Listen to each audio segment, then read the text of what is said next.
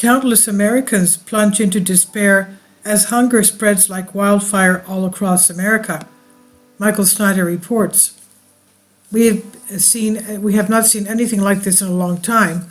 A couple of factors are combining to push millions of Americans into a state of food insecurity. First of all, food prices have been rising aggressively throughout the past year, and so our money does not go nearly as far as it once did. Meanwhile, food stamp benefits are being slashed. The federal government has greatly enhanced food stamp benefits for many Americans during the pandemic, but now that emergency program is coming to an end. So what this means is that many Americans are going to have very little money to spend on food at a time when economic conditions are starting to get really rough. The Washington Post recently sent a reporter named Tim Craig to Kentucky, and he discovered that poor people were waiting in a mile-long line just to get some free food. As he claimed the first spot in a mile-long line for free food in the Appalachian foothills, Danny Blair vividly recalled receiving the letter announcing that his pandemic-era benefit to help buy groceries was about to be slashed.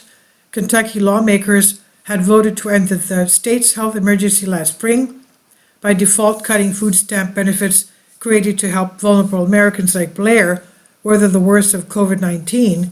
Instead of a $200 a month, he would be getting just $30 a month. And Blair actually gets up at 4 o'clock in the morning so that he can be first in line for these handouts. On the Friday that the reporter from Washington Post interviewed him, he ended up staying in that line for 9 hours. I could not imagine waiting in line for that long, but Blair feels like this is what he and his wife must do in order to survive. He crumpled up the letter and threw it on the floor of his camper. He said, "I thought, wow, the government's trying to kill us now," said Blair, 63 years old, who survives on his Social Security disability check and lives in a mobile home with his wife after their house burned down 5 years ago. "They are going to starve us out," he said. Blair and his wife hop into their truck twice a month at 4 a.m.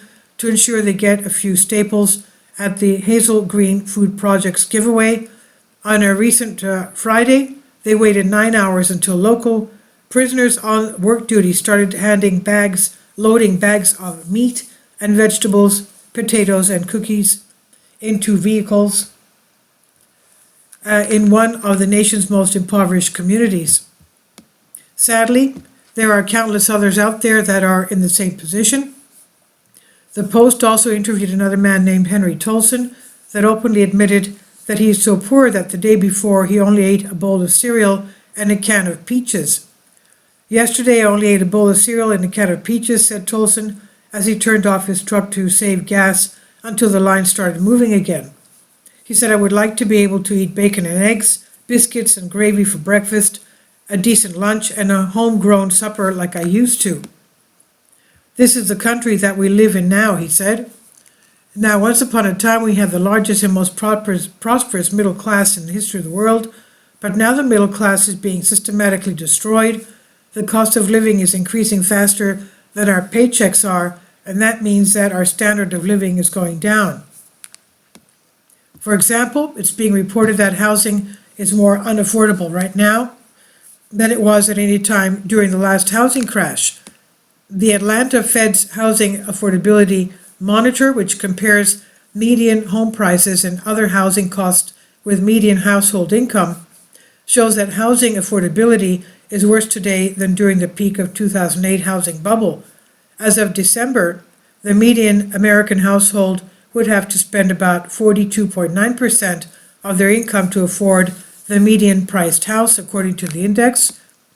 Auto loans have become extremely oppressive as well, and now that the economy is going downhill, the number of Americans getting behind on their payments is rapidly increasing. Borrowers with low credit scores are falling behind on their car loan payments as inflation eats away at consumer spending power. A report from Cox Automotive found 1.89% of auto loans in January were severely delinquent and at least 60 days behind payment, the highest rate since 2006. Unfortunately, this is just the beginning. We're in the early chapters of a major economic downturn, and the tsunami of layoffs that we've been witnessing is going to get a lot worse. In fact, we just learned that Salesforce will be giving the axe to approximately 8,000 highly valued workers. Salesforce, the cloud-based customer relationship management software colossus, co-helmed by the definitely not Hawaiian Mark Benioff, is the latest in a slew of tech giants to lay off thousands of employees, the Wall Street Journal reports. Per the Wall Street Journal, the company will be letting go of 8,000 members from its massive workforce, formerly referred to by Benioff, who again is definitely not Hawaiian, as the Salesforce Ohana. Ohana being the Hawaiian name for family. Salesforce stepped away from using that and other Hawaiian terminology and practices back in 2019 due to cultural appropriation concerns. The economic despair that we're already witnesses should break all of our hearts, but it's just the tip of the iceberg. As economic conditions continue to deteriorate, the suffering that we will eventually see will be off the charts. And when people get desperate, they can often do desperate things. Earlier today, I was horrified to learn that Antifa attacked a police facility in Atlanta area, for example. And it appears to be politically motivated. Now, when people don't have enough food to eat, they tend to get really angry.